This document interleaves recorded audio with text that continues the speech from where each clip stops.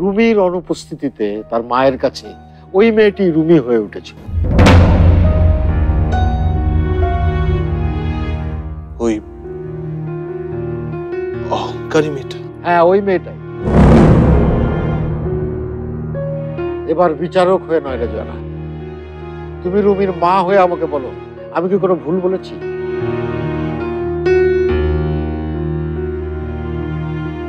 কেন মেঘ এসব করেছে তা আমি জানি না, কিন্তু কিভাবে করেছে সেটা জানি।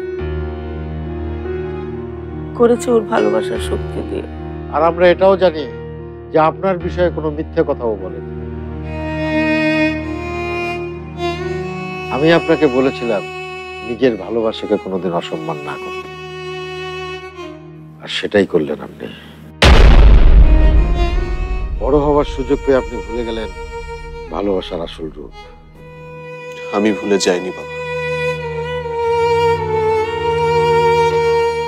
আমি এখনো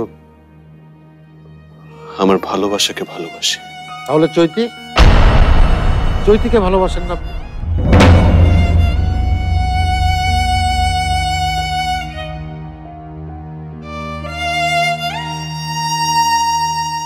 আমি শুধু মেঘকে দেখিয়ে দিতে চেয়েছিলাম যে ওর দেওয়া আঘাতে আমি ভেঙে পড়িনি।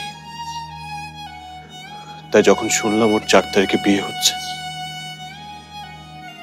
ঠিক 4 তারিখে আমি বিয়ের সিদ্ধান্ত নিই। শুনলে তোরা জনা, একটা মেয়ের উপর প্রতিশোধ নেওয়ার জন্য উনি আরেকটা মেয়েকে অস্ত্র হিসেবে ব্যবহার করেছেন। কারণ হৃদয়ের কোনো দাম ওনার কাছে নেই। আবার আমার কাছে এসেছেন আয়নায় নিজের মুখ দেখতে। কি করেছেন আপনি বুঝতে পারছেন?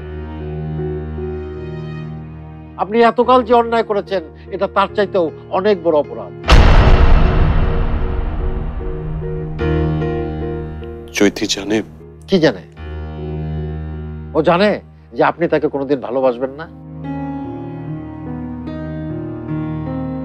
এটা জেনেও সে আমাদের কাছে দোয়া নিতে এসেছে। তার মনে এইটুকু আশা আছে যে কোনোদিন না কোনোদিন সে আপনার ভালোবাসা পাবে। এটা কি কোনোদিন পাবে রুমি সাহেব?